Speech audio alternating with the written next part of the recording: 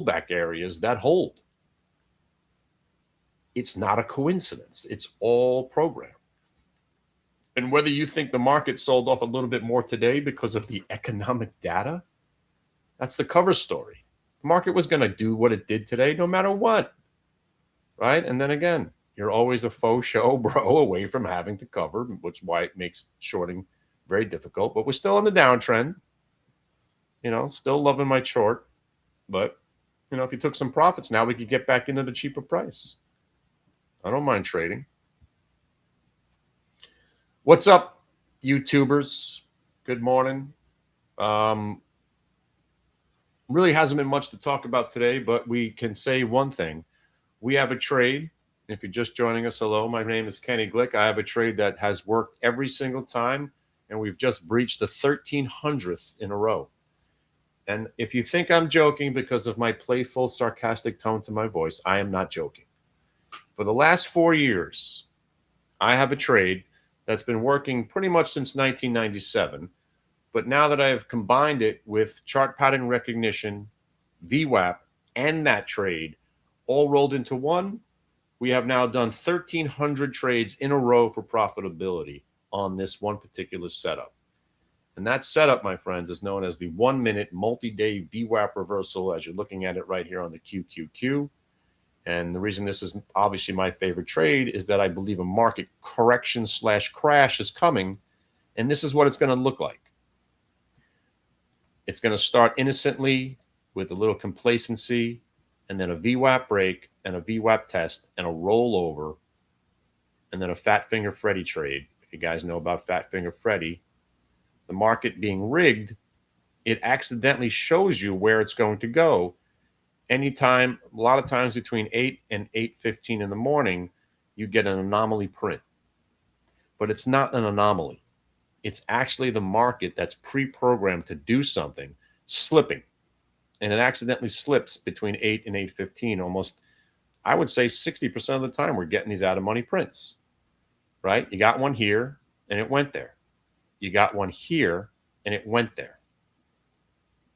And then you're getting confirmation of just your classic downtrend. This is your prior day VWAP. This is your 1 minute VWAP. And then you go back to the price action of the Qs themselves. 600, 602.50 gets you 600. 602 gets you 602.50 gets you 600. Here we're thinking 597.50, but we place our stop at the price where it broke down from, which is 600. And now our short for the day just came to an end.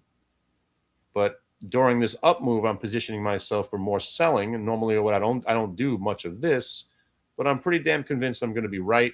And there's going to be some more volatility. So I've been setting up put spreads. I'm long the SQQ. I'm selling puts on the SQQ.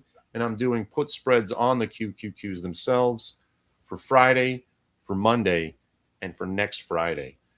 But the easy answer, if you're unfamiliar with options and you're scared and you're going to lose some premium, the easy way to play this right now is I'm long SQQ. I believe these are going to $90, and I'm willing to risk about 4. And I'm also, just because I love myself some hedges, I'm going out to the 27th, right? And I'm going to take in, that's me right here, 80 cents. You're going to give me 80 cents for an $85 call? Would anybody be unhappy selling these at 85 on March 27th? I wouldn't. So I'm going to take in that premium. This guy wants to pay me 80 cents already. Thanks. Helps me pay for owning the stock. I don't mind selling some at 85. So that's $1 or 80 cents. It's an 80 cent less risk that I'm taking owning this. So I'm selling some of these calls, but I'm also selling puts because I don't believe they're going back below 66. So I've been selling these.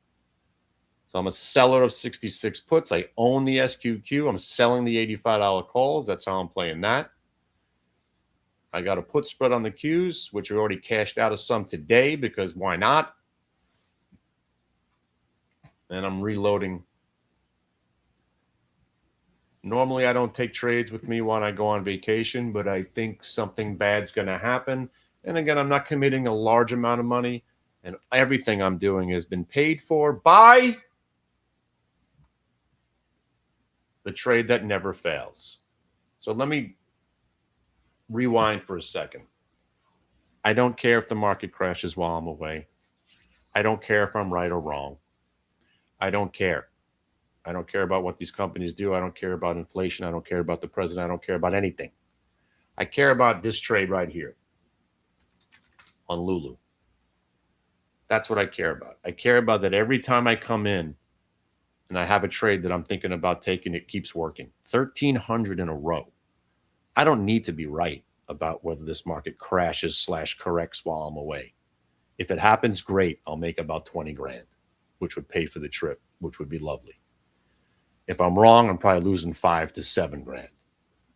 But that's only on the options. That's why my main trade is probably going to be this SQQ long, because there is no expiration. I could be wrong, but I could trade myself out of it if I'm wrong. If I'm right, I make money. If I'm wrong, it's not going to be so bad. You buy out of the money options and you're wrong, it's 100% loss. It could be very, very painful and terrible. And the worst case scenario is, let's say the market goes down a little bit and you bought options too far out of the money and you don't make any money. And even if you're right, that's why options trading is extremely hard, because you got to get the timing right. You got to get your strike price right. And you got to not, and you can't overpay. It's a very difficult trade.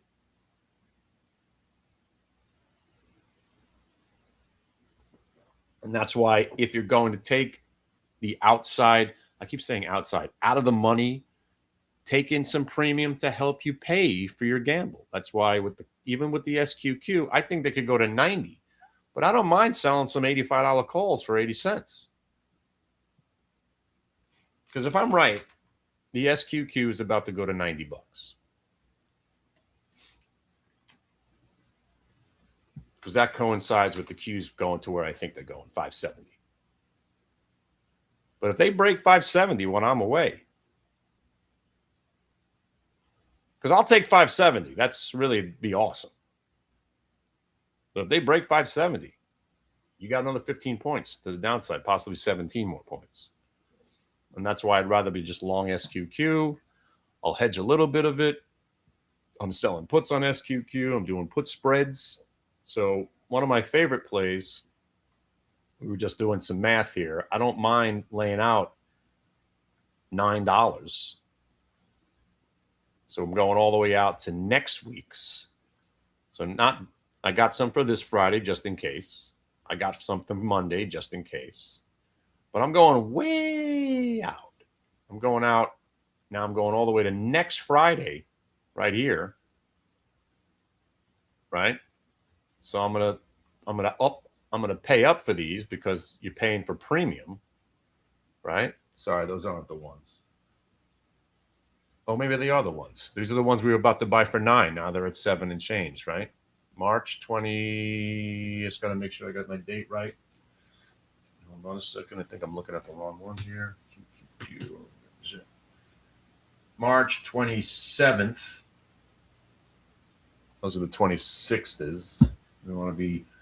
It's March 27th is the one. All right, let me make sure I got the right one on my screen before I start putting these on. March 27th, 9 days. March 27, 600s. Oh, no, they're still $9, yeah. So they really haven't moved. So I'm looking at the wrong chain. Why does it say I'm looking at March 26th? All right, so I just need to scroll one more day. So I'm going out to next Friday. There they are. This is next Friday, 27th. Sorry, there's just so many contracts here. There they are. So these, I'm buying the 600s, right? But think about what you're doing now. Let's say the market goes nowhere for the next 9 days. You're going to lose $9. That's a pretty terrible trade, right? But I think the market's going to get slammed while I'm away. So I don't mind buying some at 9, but I have to take in some premium to help me pay for these because it's a lot of money. I don't want to pay 9.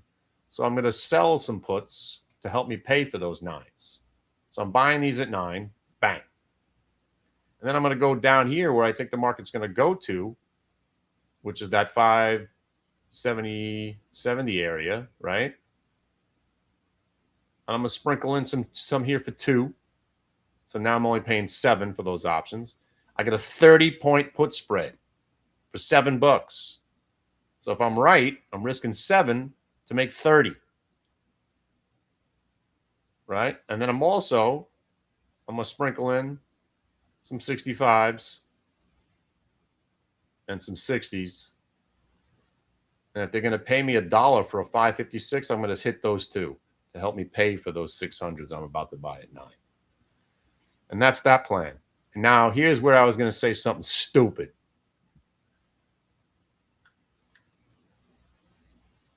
I'm going to probably sell more puts than I own. So it could get nasty if the market actually does crash more than 40 points. So let's say I buy 2600s. I'm probably going to sell at least 25, maybe even 30 out of the money puts to help me pay for the ones that are at the money. Now, it could be a disaster if the Qs were to go down to like 500, because then I'm going to own some Qs because those puts are going to be put to me. But those $600 puts will offset anything I'm going to be losing. And again, if the Qs are breaking 550, somebody just call me. Call me. If we're below 550 while I'm away, somebody better call me. Don't worry about the time difference. Just make sure you call me. Stop what you're doing. No, but actually, call me if they start breaking the yearly VWAP. Because if they break yearlies, man, this is exactly what I think is going to happen here. 570, I think, is inevitable. But the question is, then what? Because if we don't hold the yearly, we got the real support down at 552. And then if that doesn't hold, and you look at the 2-year VWAP, the 2-year VWAP is kind of really where that last double top was. It just seems so easy. It's only 65 points. That's a 10% move. And that's not even a crash. Remember, that's just a mini correction. A crash is 20%. So let's stop calling it a crash. I'm just looking for a mini correction. This is 4.5%. There's 6.5%, and there's 10%. You telling me the stock market can't get back up? They can't fall 10%? Sure, it can. And when it happens, it's usually going to happen in 2 massive, nasty red candles, scare the shit out of everybody, find support, and then we start to rally. So I got to be involved. There's no way I'm leaving this country without being short some Qs. And I don't normally do this, but as my wife says, well, if you're so convinced, then put some money on it. So you're not bitching and moaning while the market crashes while we're away. Well, yes. I'm going to listen to my wife, and if the trade doesn't work, we all blame my wife. Right? Every trader needs a scapegoat. So remember, if the market doesn't crash, and we all lose money on these SQQs and put spreads, you blame my wife. But remember, now we're bringing it all home now. This whole entire endeavor that we're about to do has been already paid for tenfold. From the Qs short from this morning, the Lulu trade that you loving, kicking ass on this wonderful trade that never fails, 1,298 in a row. And then you went with the DocuSign for 1,300 in a row. Thank you very much. And 1,301 now, if you were watching Faux Show Bros and VWAP breaks. There it is. Wonderful trade. Again, DocuSign. And OKLO really wasn't that special. But listen, if you caught that first faux show, you had to sell it. And then the real faux show shows up. You got paid. Blue line, orange line. This one you had to sell out of each time. It's not always going to be so easy, just going right to the orange line without having to do something. But these are phenomenal trades. And these 3 trades, I didn't do the OKLO, but the Lulu and the DocuSign pays for this stupid idea about going short on a whim that the market might correct or / crash while I'm away. And that's where we're at, my friends. My name is Kenny Glick. Don't forget to tip your bartenders. And if you are driving, don't drink. And if you're drinking, don't drive. And your bartender's name is Joe Steele, otherwise known as Solid Jello. And if you're joining our NCAA tournament, send him $50 right now. He's the gatekeeper. And if you want to be a part of our pool, here's your link. Well, that's Too Big to Fail. If you haven't watched that, watch that. I always watch The Big Short and Too Big to Fail and The China Hustle when I'm putting on a big short position. Gets me inspired. But if you guys are interested in joining us, hold on, let me get you the link. It's $50 a man. First price takes most of the money. Second price, you'll get something. Third price, you're fired. Third place is a set of steak knives.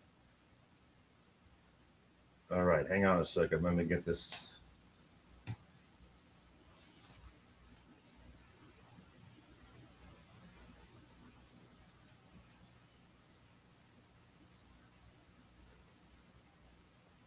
Well, if you haven't seen Too Big to Fail, there's the link in the YouTube channel. You'll thank me later.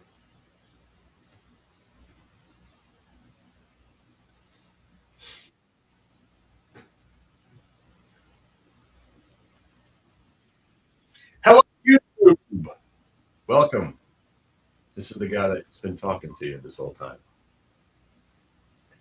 I know it's not what you expected. I wish I was better looking.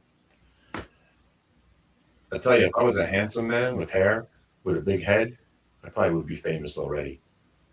Small head, bald. I got everything working against me. Do you ever notice that people that are famous have large heads? It's because they emote better on film. You don't see a lot of small-headed people that get famous. It's true. Ever see the size of Jay Leno's head? 2 times my head. Anyway, first round, I'm going to bet against Georgia because they disappoint me every year. I'm going to go against Georgia, but what I like doing is I like taking 14 teases. I'll take 4 of the best teams, tease them all, tease the tease. I do opening round my favorite. I have like usually 25 bets on. So I usually bet against the teams that I root for. So it's a toss up with St. Louis. I don't know anything about it, but Georgia has been disappointing me every year. So I'm going to probably bet against Georgia. And even if they win the first round, they're going to go up against Michigan or Duke in the second round. It's over. I hope I'm wrong. That's why I love emotional hedging. I'd like to see Georgia make it. I haven't even looked at the spreads. The only time I look at the spreads is when I do the teasers. So I do a 14 tease, you get 10 points, I think, in basketball. So you get to play with 10 points. Or another bet that I like doing is I just take the 4 big favorites and I parlay them because that's the only way you're going to make money because they're usually minus 350, minus 400. So if you take all 4 of them, obviously they all have to win, but now you're getting paid instead of laying out $450 to make 100. Now you'll make a little bit of money on it. But if you want to join here, let me give you the link. Copy of the link. The password is Ipswich Clams.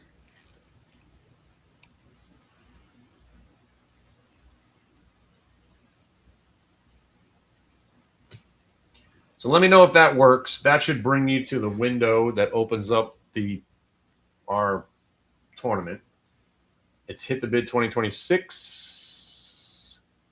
And the password is Hit the Bid, one word, all lowercase. And if you want to join for fun, join away. If you want to get paid, send $50 to Solid Jello. And his PayPal is, hang on a second. I should know this by heart by now.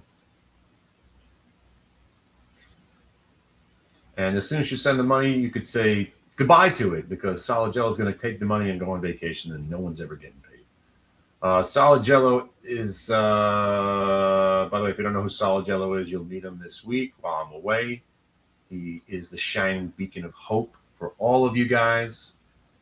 He took this VWAP thing that we found in 2012 and has run with it and has become a master of it himself. And he'll be guiding through the wonderful world of trading while I'm away. might not be doing the YouTube or the TikTokers. Dungeon will probably be shut down. So make sure you're in the main room.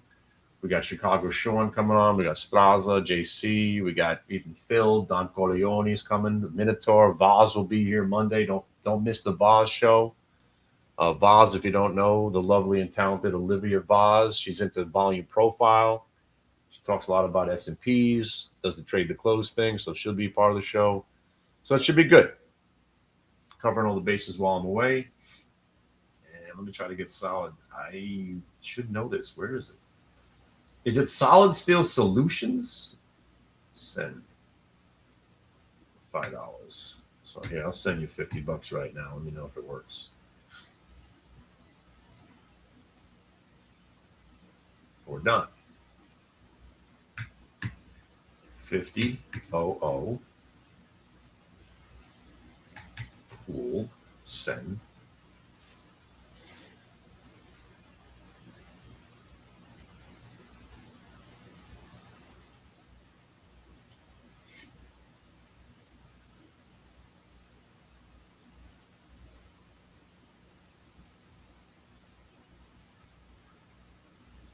Okay. Summary. And there you go. I'm your first victim. Let me know if you got the money. So I don't know the what is it? Is it Solid Steel Solutions, all one word? I don't have the link. It's just showing me your name. Anyway, here's our man. He's going to be the keeper of the realm. So if you want to join, search that guy out. This is our guy right here. I don't know. I just volunteered you to be the keeper of the money. Congratulations. He's like, what the hell are you doing? You got the job now. He'll be absconding with that. He needed a new guitar. So everybody who sends him $50, good luck. You'll never hear from Solid ever again. Oh, man, we're having too much fun today. I love it when a plan comes together. You don't want to be the guy? Oh, all right. I'll be the guy then. All right, yeah, listen, we'll use my old PayPal account. Seriously. You don't want to be the guy? All right, well, I just send you $50 anyway. Go get yourself a cup of coffee. All right, listen, here, we'll do this one instead. Here, ready? THANOS43 at AOL.com. That's me. Thanos43 at AOL.com. You want to join? It's $50. First prize will get most of the money. Second prize just a little bit. And third prize, you get a set of steak knives. All right? All right. And don't worry, it's not rigged. I came in last year, which was kind of embarrassing. I was in dead last. So anyway, there you go. That's where we're at. 11:36, and I'm all packed up. Just hanging out. Not much else going on. Anybody got any questions, concerns? Dungeon dwellers, you know what's happening here? Unless Solid launches the dungeon, there will be no activity in the dungeon. This would be a great time for you guys to step up into the fresh air. I know you guys, some of you guys, I appreciate you, by the way. I got your email. If you're not ready for the, just make sure that you got my email address. We'll talk when you get back, I get back. And I do want to thank the 3 or 4 people that already joined up. Thanks very much.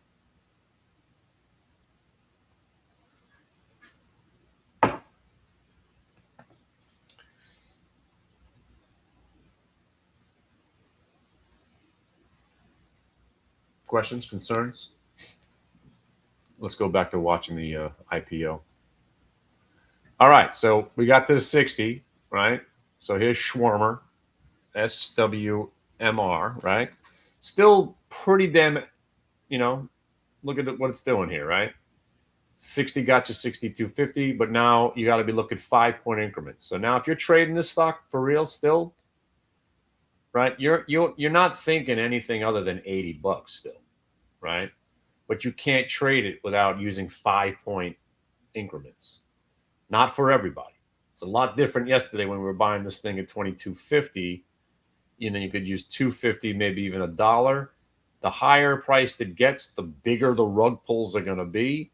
Still think the thing goes to 80, but obviously it's a whole different risk parameter since it held prior day VWAP this morning, and you got a couple of faux show bros. You know, you already had the bro part. Doesn't mean it's not going to 80, but obviously I would have loved to see everybody been in this thing at $35 or 40, or at least that septuple break at 45. But generally, when IPOs go parabolic like this one has, 22.50 gets you 25. But when you break through the 25, you generally do get into the 30s. When you get into the 30s, more often than not, you get to 50. Then it becomes something different. If you get into the 50s, most of the time your stock goes to $80.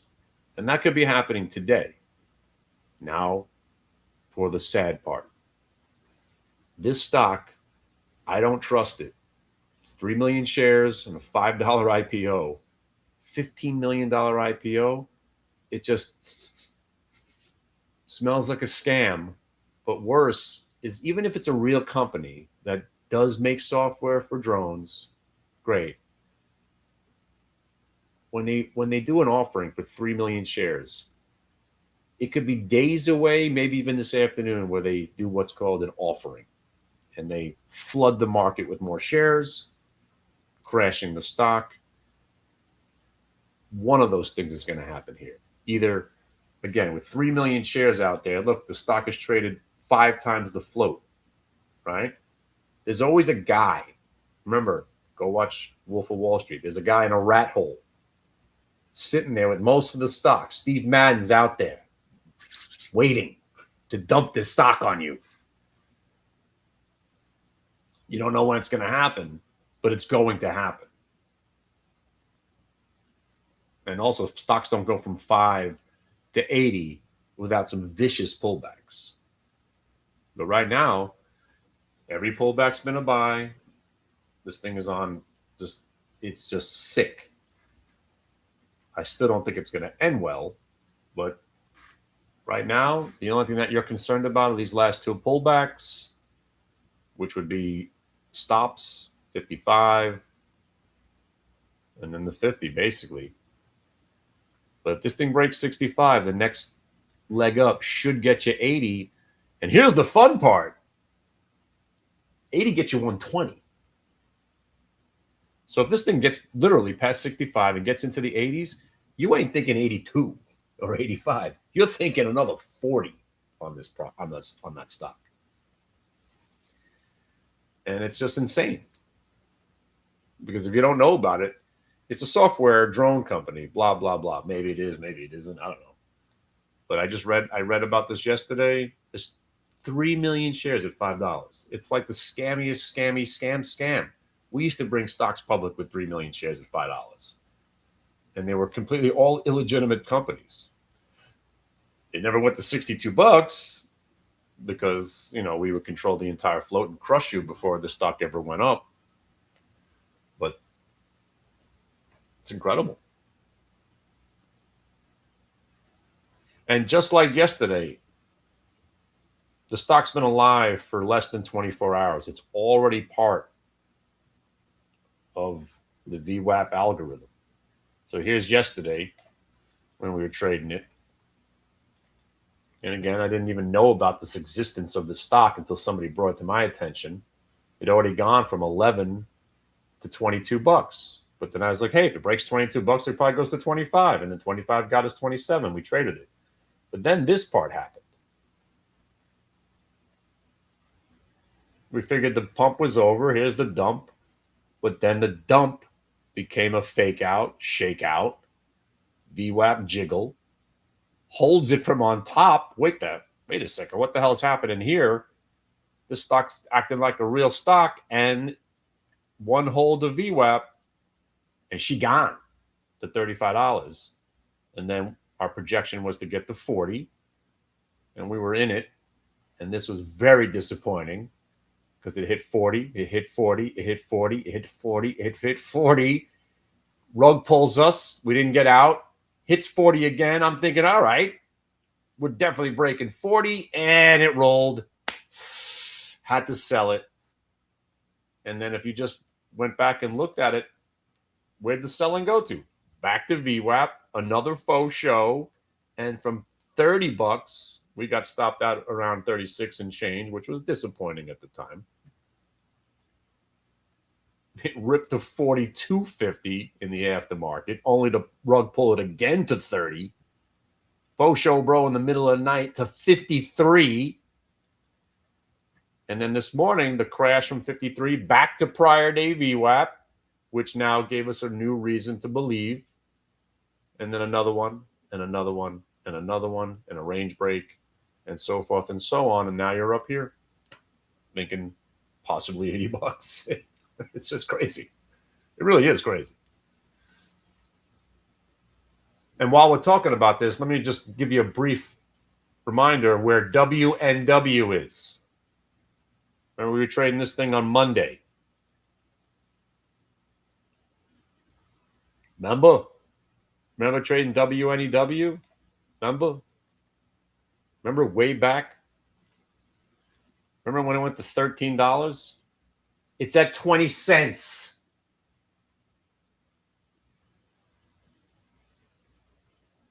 If you're trading, this ain't like trading the Qs or Microsoft. These things go against you. You have to sell them because they're going to go to zero. You guys remember VSIG from a couple of weeks ago? Remember we were loving this stock? Thing was ripping all the way to $35. It's at $1.69 now, going to zero. Right? Pump and dumps are awesome. But these stocks will crush you if you don't play by the rules. And the rule is sell into the move, raise your stop. Don't be afraid to get stopped out. Like getting stopped out of Schwimmer yesterday at 35.50. Not what I wanted to happen, but I ain't staying in the name when it rolls over. And granted, it came back, but when they don't come back, they go to zero. Right? What was the other one? We're trading Craig. Anybody remember Craig from yesterday? We were killing it on this name twice. Remember? Faux show, bro. Woo. Faux show, bro. Wee. And then it rolled over and died. Stock was $266 yesterday. It's 66 cents now. And it'll be at zero a couple of days from now. So, again, there's so much going on in this market. You got the pump and dumps all over the place. And again, not convinced this isn't a pump and dump yet. It probably is. But right now, you're still in the pump until that dump comes. And it's going to come.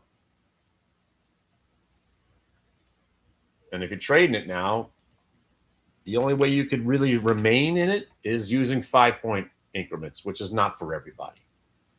Usually you don't have to risk 5 points to stay in a $60 stock. But that's the nature of this beast right now.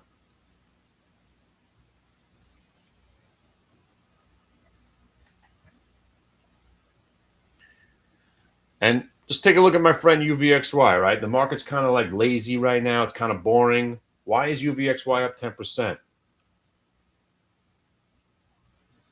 You want to know the answer? Because the market's going to crash Friday.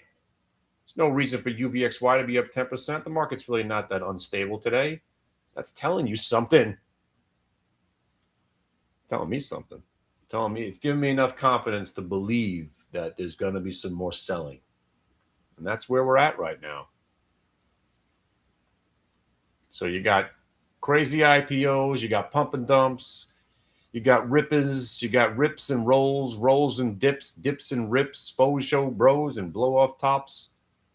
Can't beat this market right now, especially for the lowly day trader just trying to get paid on a daily basis. Shit, so much going on.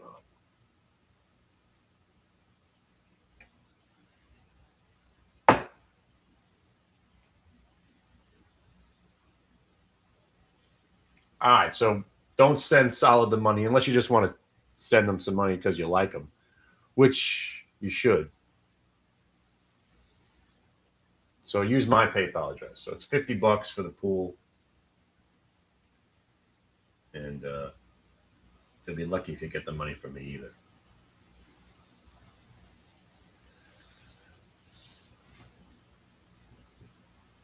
And that's where we are, and that's the way it is.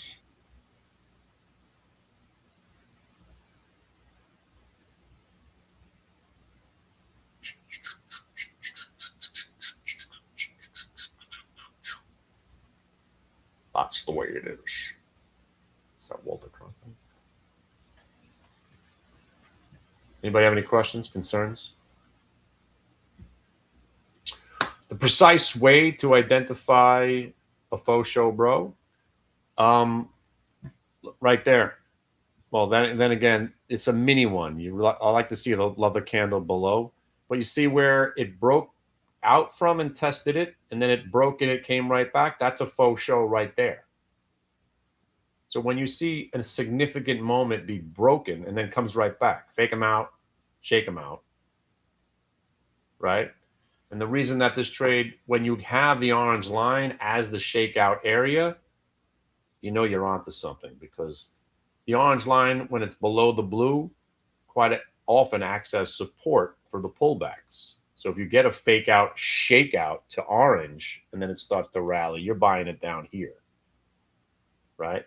So, but then you see how there's the prior low, holds it, breaks it, comes right back, fake them out, shake them out, VWAP break, rallies, gets rejected at that same price, but then they try to do it to you one more time, fake them out, shake them out, back above VWAP, holds it from on top, new break, that's us buying it with limited risk. Because now here, if you're buying that break, you're looking at VWAP, and again, still risking at least 2.5 to 5. You know, you can't get around trading with this stock without risking 5. But down here where that broke the 45, you had VWAP at 42, and the fake out area was 41. So at least there you knew exactly what you were risking. VWAP, prior low. If it would have rolled over, you would have sold that VWAP, and then your last stop would have been here. But luckily enough, you got paid. And now the long trader who hasn't sold is still kind of waiting to see what happens next on this stock.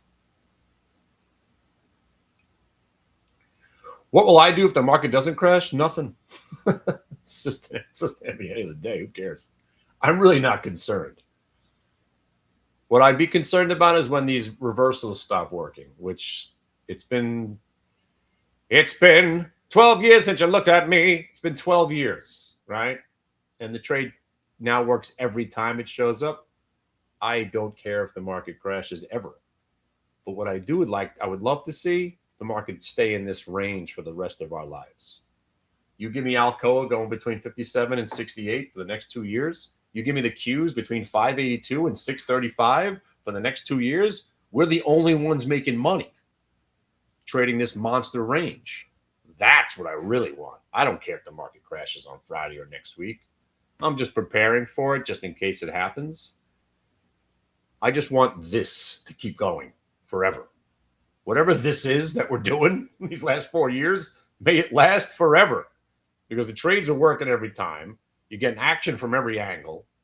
VWAP works better than ever. And it's taking the hardest thing to do in life and making it just a little bit easier.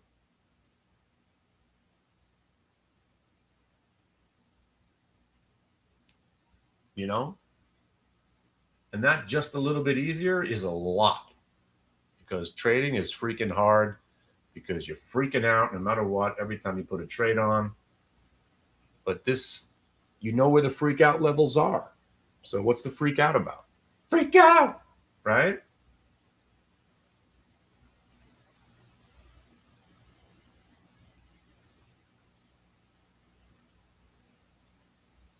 I don't know. What do you want to dance to now?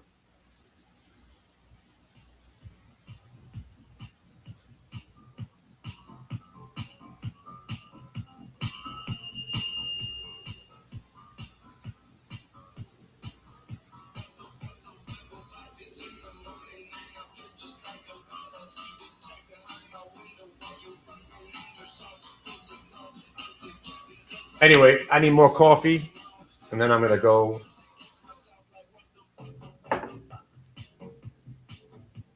Can't blast the music. Wait, hang on. I got to shut this part off. Hold on.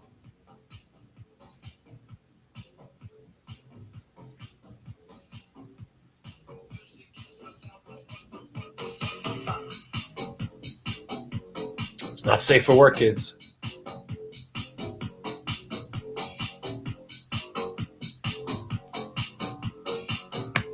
I'll tell you all about the orange line. Give me 30 seconds. I'll be right back.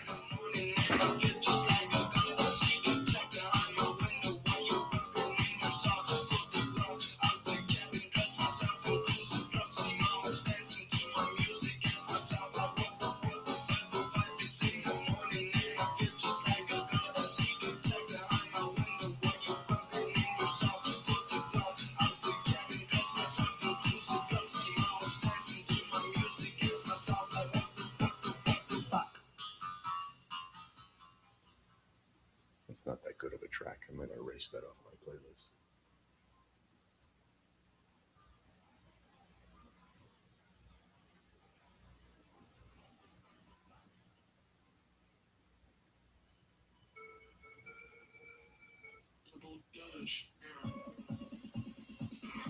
All right, so originally we used the blue line. That's the VWAP itself, right? And then Brian Shannon, who talks about anchored VWAP, he was talking about using VWAP on multiple time frames, right? And I haven't even got over the, I was just at the point where why would anybody care about VWAP in itself? So the first thing I saw as a shorter that stocks, when they would get back over VWAP and then hold the blue line, stocks would tend to change the trend. And that trade in itself saved me. As a shorter that was delusional, thinking that the market could actually stay down every once in a while, I started to notice that every time it breaks over VWAP and then holds it, for instance, just like right here, it gets over VWAP, holds it from on top, most of the time the downtrend was coming to an end. And that trade in itself saved me. So when I started researching Brian Shannon and get to know him a little bit more, he would anchor the VWAP and use it on multiple time frames. And I understood to some extent he was anchoring it to certain important areas, right? But I didn't care to look 3 months down, prior or 2 weeks. I wanted to know, I'm a day trader, so I wanted to see how could I use multiple time frames on a shorter time frame. So it's still a multiple time frame, but the shortest time frame. So what you're looking at on my screen most of the time, let me just clean it up for you.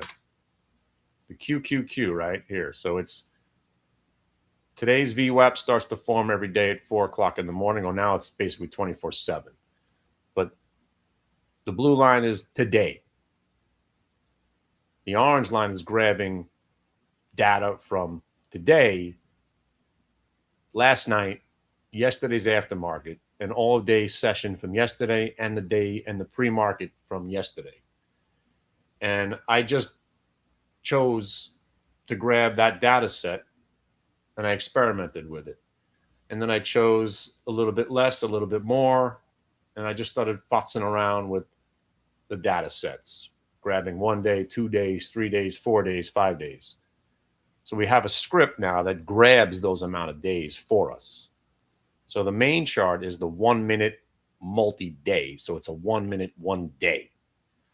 And then from careful experimentation, if I want to use the fancy word back testing, I guess you could call it back testing or front testing or doing the trade, just experimenting with for 3 years between 2012 and 2015, while I was getting my ass kicked as a shorter, I was learning a little bit more about the VWAP. And then finally by 2015, I realized, okay, shorting doesn't really work anymore. I better start trading what does work. And it's reversals on earnings reports and stocks that have a lot of volume work better. So the 1 minute multi-day reversal trade was born. Because when you get a stock, or in this case, it's the Qs, if you get through today's VWAP and a prior day, about 75% of the time you are getting a follow-through move. And that's all that day trading is about, follow-through. You get too much chop, nobody makes money. But the one trade that we first found was 1 minute multi-day break, almost 70-75% of the time you're getting a follow-through trade. And that's all you need to make money as a day trader. I got limited risk for decent rewards. Then I started expanding because one of my other trades was in gap fade on an earnings report.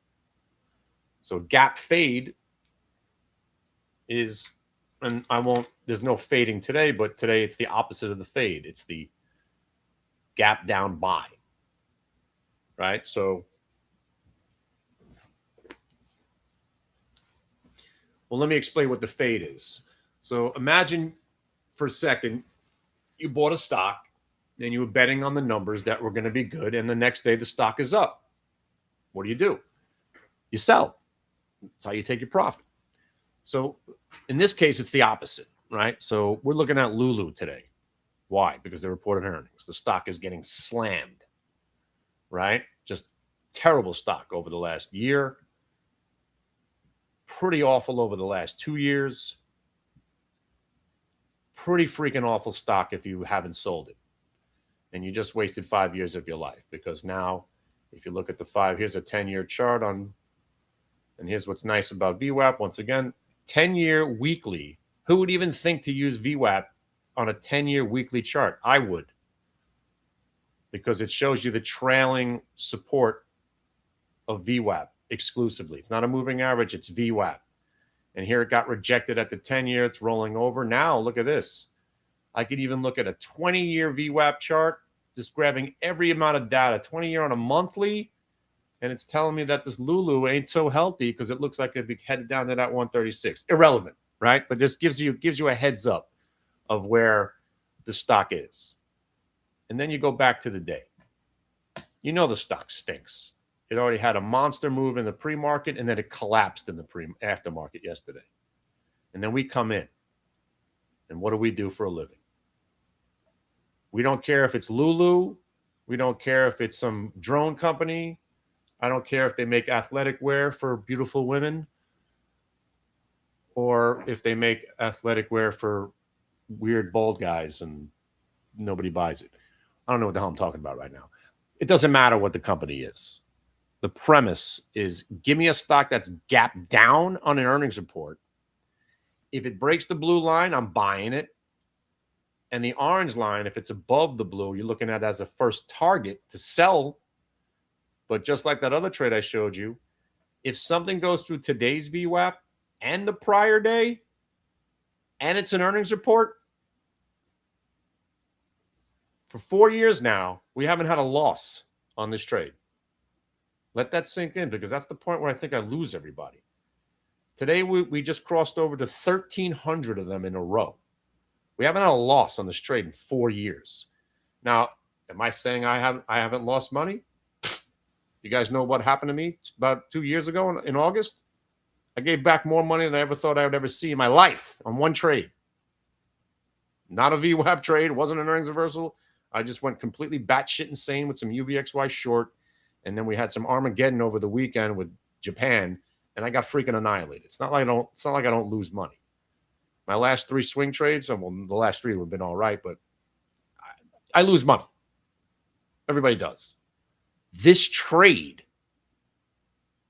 doesn't lose you money. And it could. And again, you just say, wait a minute. You just said it works every single time. It does. But sometimes you get paid, and then the stock rolls over and dies. So that's why you listen to the first part. It provides you a winning trade. That doesn't mean you're just buying it at 9:30 and holding it until 4 o'clock, la-di-da. That usually doesn't happen. It provides you a winning trade. You still have to do a little bit of work. But in this case, not much work needed on the Lulu trade. You came in thinking about buying it. Oh, you didn't want to buy it in the pre-market. All right, well, then it's breaking through the multi-day VWAP. So when we have a 1 minute multi-day VWAP reversal on an earnings report, 1,300 trades in a row have provided you a winning entry. And that is a trade that you got to be loving, because it works every time. And let's say you miss the first one. Then you go back to classic VWAP trading. If a stock comes back to hold the VWAP and doesn't break it, you got yourself a decent re-entry using the VWAP as your out. Oh, you missed that one? Oh, look, it comes back to VWAP and holds it. Buy it again. And then it goes back to the highs. Maybe you're a seller. Maybe you missed it here and here and here. But then it comes back here. Oh, Kenny, it's breaking VWAP. It's over. No, it'll be over if it breaks back below prior day VWAP. In this case, what did it do? It just went back to the same price it came back to earlier, giving you a fake out, shake out, VWAP break, new entry on Lulu. And now you're still in it because it still hasn't broke back under the VWAP. In a market that's kind of weak, in a stock that stinks, it's pretty damn good today. And that's all we care about. So if it would have pulled back to the orange line, that still would have been support. But the trade, the main trade, is when you got a stock that reports earnings that's gapped one way, meaning gapped up or down, meaning below the price that it closed at. So this officially was gapped down. And then it went through the multi-day into the green. Phenomenal. And then you got DocuSign. Look familiar? It looks exactly like the Lululemon chart. You know why? Because that's the trades we take. So this one, as I was working my Lulu, I almost missed this trade. I went to go check on it. I'm like, oh no, it just popped over VWAP and broke a new low and then came back. That's a faux show back above VWAP. And then I missed it here. I missed it here. I missed it here. I missed it here. But then it broke the orange line. I'm in. I ain't going to wait. That's a 1 minute multi-day VWAP reversal. I heard every trade works. I'm in. I'm in. And if I would have been wrong, the prices from where it pulled back to are your stops, clearly identifying the trade. And then you got paid.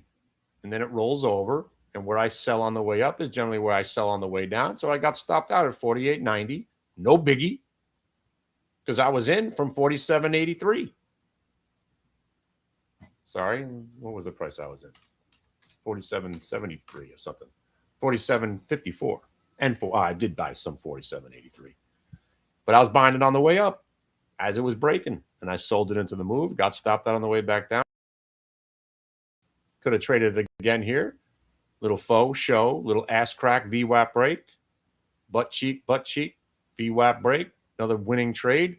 And in this case, it held the VWAP. You still would have been in it. Held it. Now you got VWAP and multi-day VWAP giving you support. Holds it again, but then it breaks blue and orange. Ugh, now you got to sell it.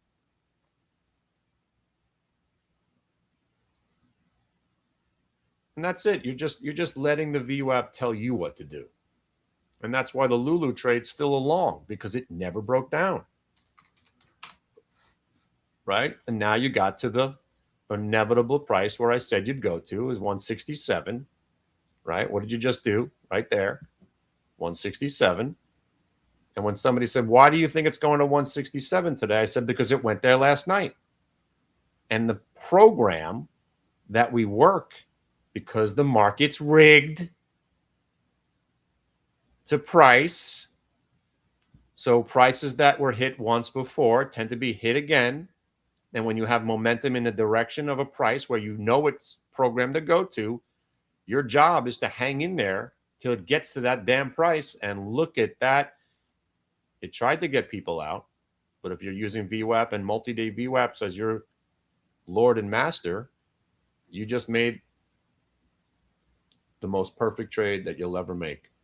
A faux show, bro, 1 minute multi-day VWAP reversal gets back to aftermarket highs. Wonderful.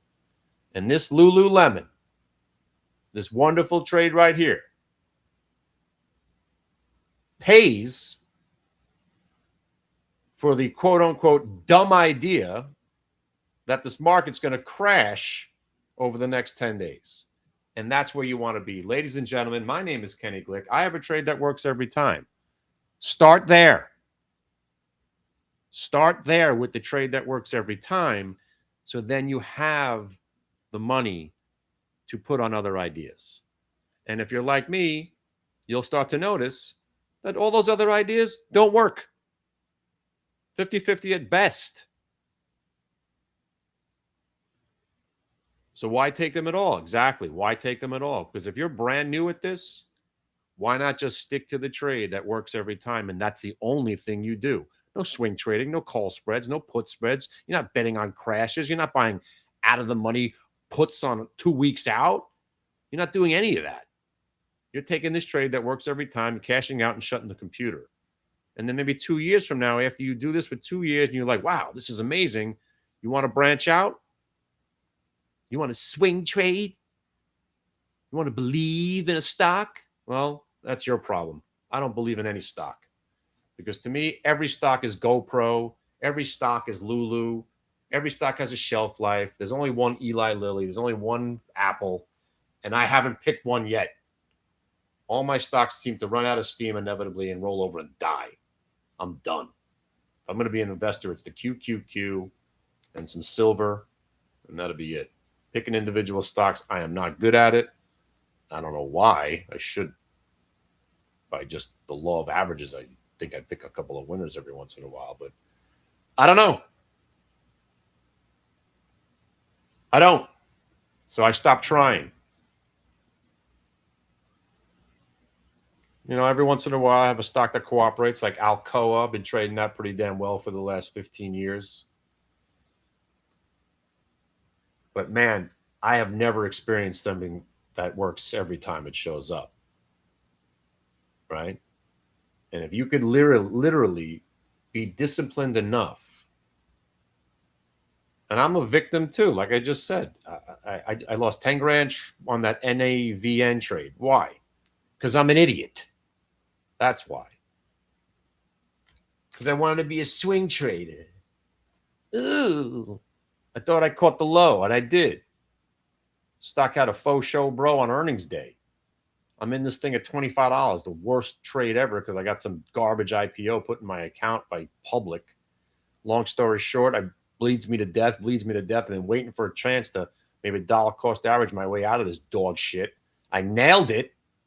And it gets back to the lifetime VWAP where I'm thinking, all right, I nailed this thing. It's going back to $22. And here I'm thinking, yeah, all right, let's buy some more. And then I had to dump the whole freaking thing because there's no way I'm letting it go back below all-time lows with me still in it. At least I saved myself another 12 grand loss. But this is what trades do to me when I swing them. Or worse, SRAD. Where I'll be in the name for over a year and a half and still blow it. Pathetic. 2 years I was in this thing. Or not exactly 2 years, but here, look at this chart. I learned about this company's existence at about $15. Started nibbling on this break, the Andy Dufresne. Loving it. Trying to get my kid a job there. Multi-year VWAP break, range breaks, woohoo. Going back to all-time highs, yeah. Tariff, buying more on tariff day, woohoo. Yeah, I'm a hero. And then what happens up there? It gets upgraded. I'm like, oh no. And then it gets upgraded again. Oh no. And then it gets upgraded a third time. I'm like, you know what? 3 upgrades, I got to start selling the stock, which usually doesn't make any sense to people because analysts are not your friends. They're upgrading the stock because they know they're about to dump it. So they upgrade it to cushion the blow for their hedge fund buddy who paid them off for the upgrade in the first place. I know that. So at least I sold some up here when they were upgrading it. And then inevitably it starts to roll over. I had to eat this trade. And inevitably I had to sell the whole damn thing because there's no way I'm letting it go back below 25 without getting out. And I had a beautiful trade. And I was buying more. I even bought more at 25. That's why I had to sell at 25. But I turned this lovely trade in that I was in for a long period of time into pretty much a flat nothing. No more of that.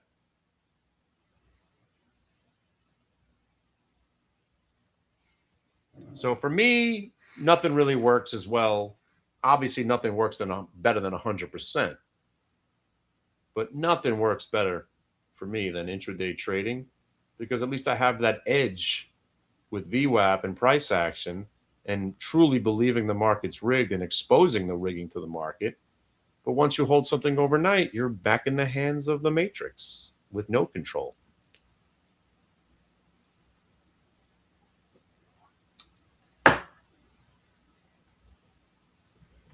And that's my story. And that's why I don't like swing trading or investing.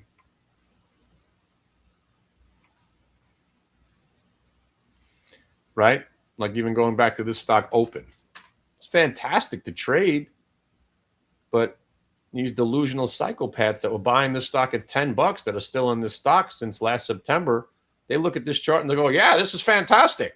Yeah, it's in an uptrend. You know, any day now, it's going to $80. Okay. Good for you.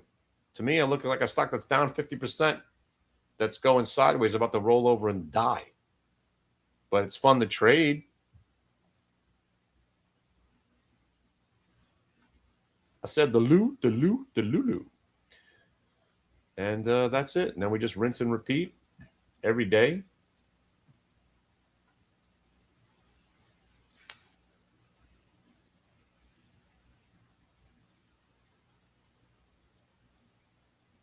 And, you know, as a shorter, just remember the mantra.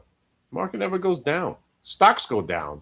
The market doesn't go down anymore. I don't know how to interpret it. It doesn't make any sense to me, but that's where we're living. What's that saying? The don't fight it, join it, don't something or other. That's what the market's all about. It seems to me 90% of stocks, literally, like almost let's go 80%. It seems to me 80% of stocks stink, right? But the market tends to always go up over any extended period of time. But if you pick 5 random stocks, 3 will be awful, 1 will be okay, 1 will do nothing. But the market will be up every day. That's why the stock market drives everybody nuts. That's why when you see this is the next something, when they say this is the next Microsoft, no, it's not. Just buy Microsoft.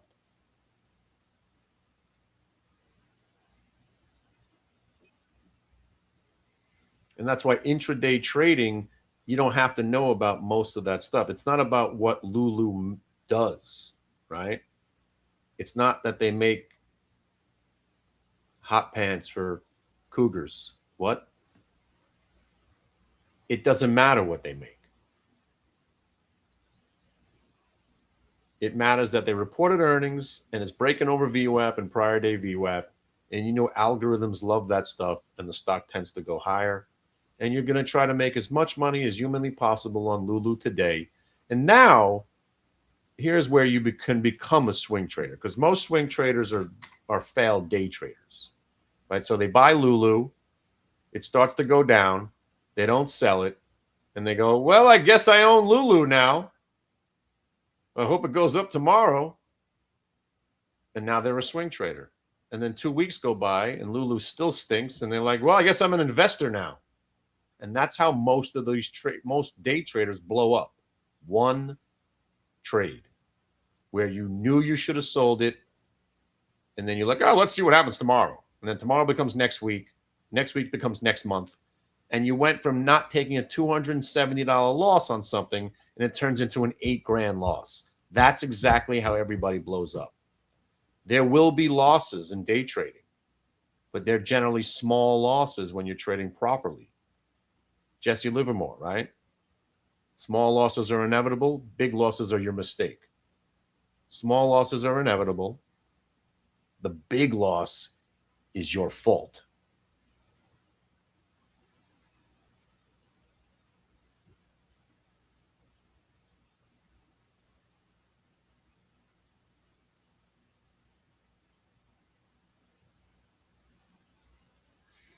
And that's why I'm here. And that's why I never leave, even when I'm about to go on vacation. I'm hanging out here for 4 hours now. I got about 45 minutes I could chill. I got to make sure I got all my stuff packed and ready to rock. Oh my God, a Jumama trade. Jumama. Oh, the Jumama. There's this one guy on the internet that it's his favorite stock on the planet, right? And this maniac, right? You know, and I love this stock because it does tend to get squeezed, and then it's just a 20-year pump and dump, right? I think they make rugs. They're like the rug maker and from Germany, but they pretend to be the Amazon in Africa. I have no idea. I don't know what this company is, but man, it's been awesome to trade for the last 20 years. Pump, dump, pump, dump, pump, dump, pump, dump. Right? This is COVID, right? This was the COVID day. Yeah, yeah. It was around before that.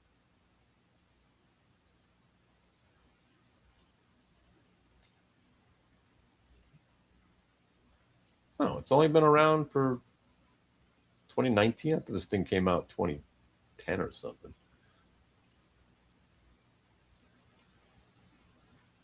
Huh. Oh, 2019, the IPO. So anyway, pump, dump, massive pump. This is when everybody was getting paid with Kathy Wood when nobody could lose money as a long trader. That's when Kathy Wood got her fame. And then the Kathy Wood top, the crash, Andy Dufresne, we got paid on this one, second one.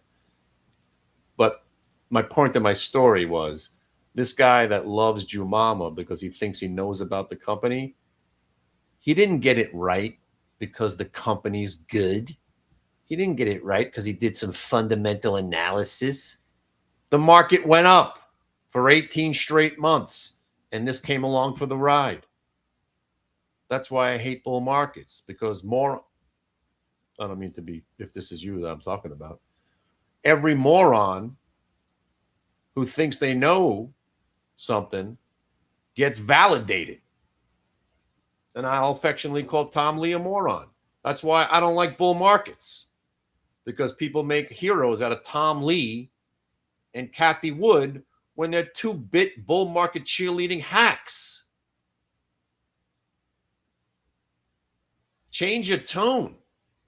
Let me know when the market's going to sell off. Let me see if you know what you're doing. Be savvy.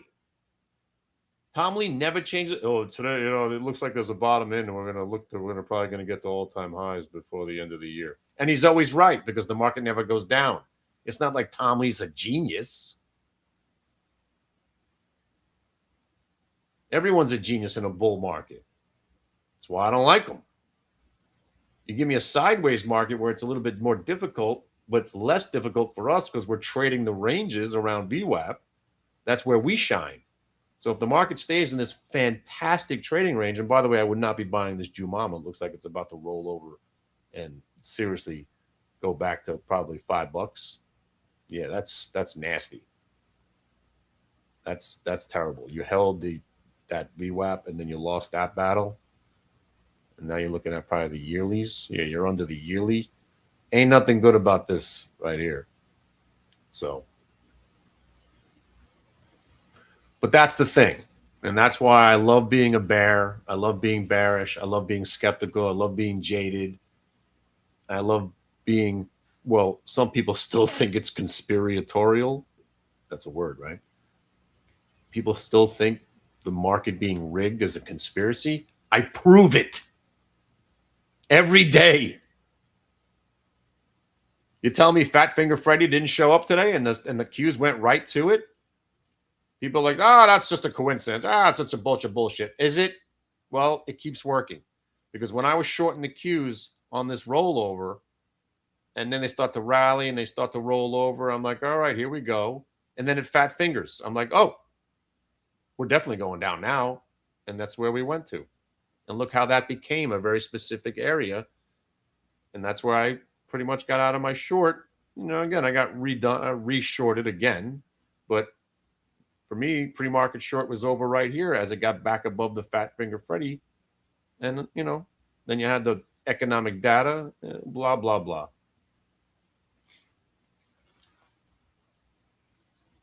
But nothing would please me more. And I'm not saying this, I want physical harm to come upon anybody. But I would like to see Tom Lee pulled out of the freaking stock exchange like Mortimer on a stretcher. Enough of that guy. Same shit every freaking interview. Oh, yeah, well, the bottom is in and we should rally into the end of the year. You think?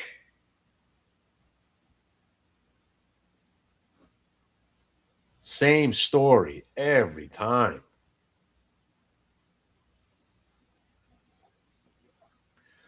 Well, that's a great comment, Brian Harris. At least Tom Lee doesn't have to predict crashes on a specific date and then say it doesn't matter. But it doesn't matter. See, you're making my point, Brian Harris. It did happen. We already cashed in. We've been cashing in on these puts for 3 months. It doesn't matter if it happens. We're in the middle of it. Are you thick or you don't get it? We're in the middle of it right now. It's happening. The short is on. We're already making the money. So I guess my prediction does matter. What I'm saying, it doesn't matter if it does happen because the trade that I take mostly works every time. Do you get that part?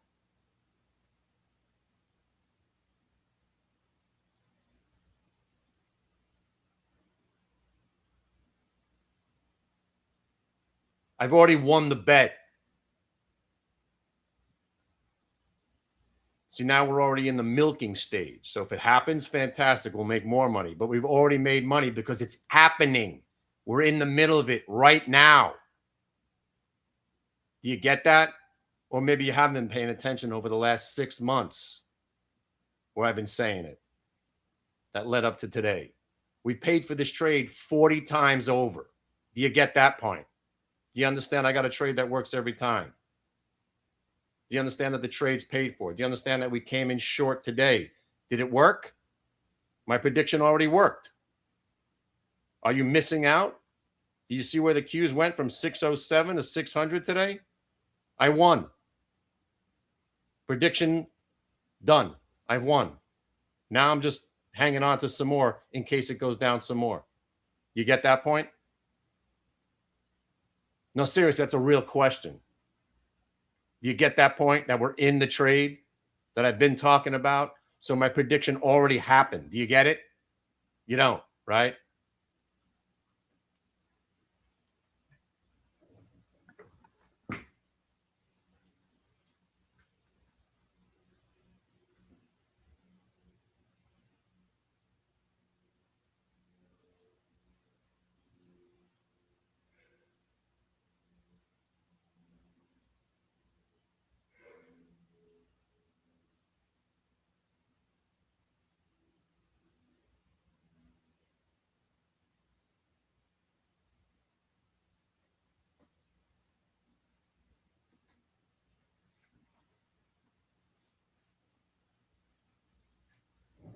Absolutely.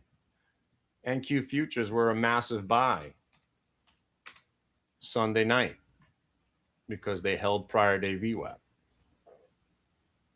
just like they did today. There's that 5-day. It's important. But here, look at this trade right here.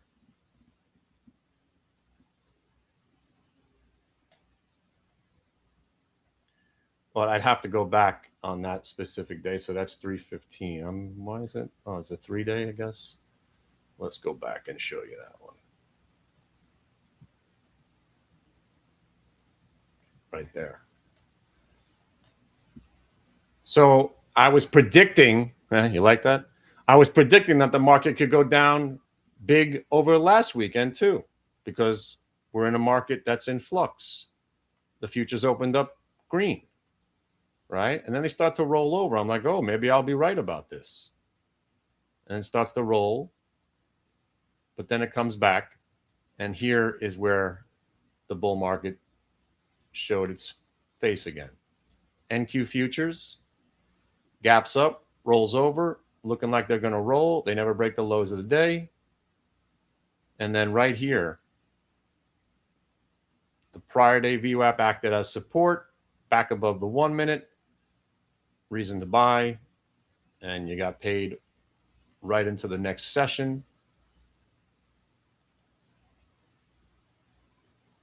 Into the Tuesday rally, into the Wednesday gap up, into what we're doing right now. That's why predictions are pointless. Get it now, fella? You feel what I'm saying, chief?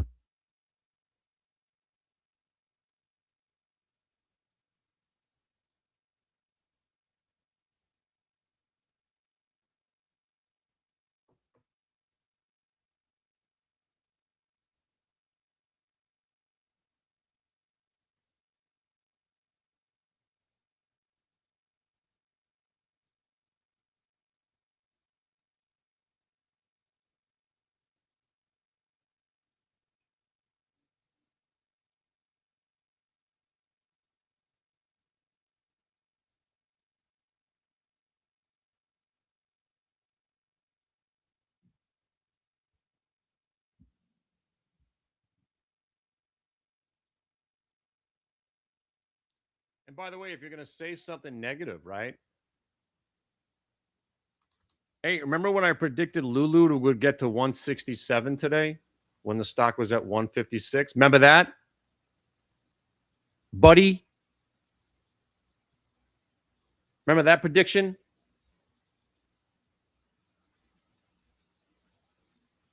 Pal?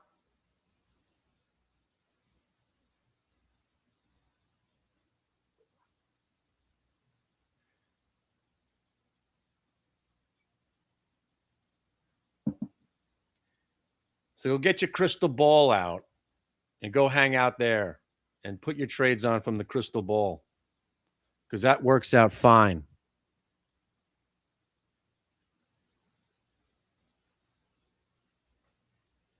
Friendo.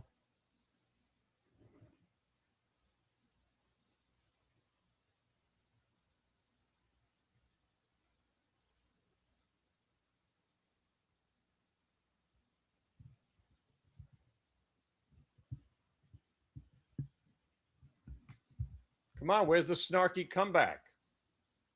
Nothing? Nothing? You're dismissed.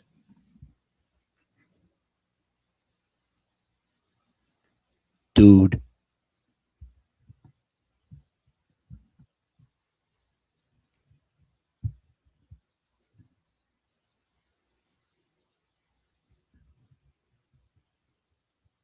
Nothing. I don't get an attaboy when I predicted Alcoa to buy it at 57.50 for a 10-point move. Nothing there.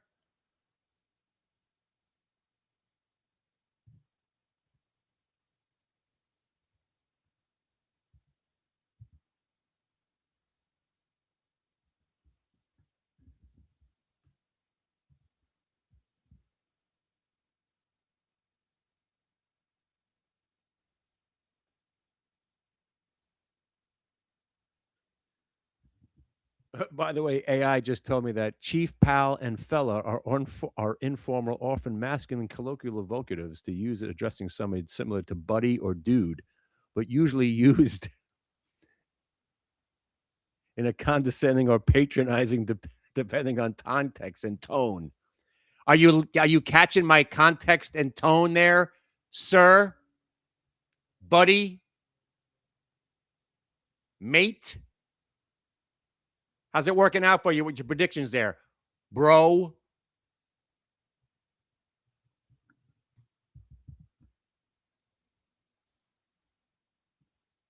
Go buy some freaking Kathy Wood fund. Let me know how you do. Take care, everybody. This guy's buying Kathy Wood's funds. Yeah, go get some ARC F.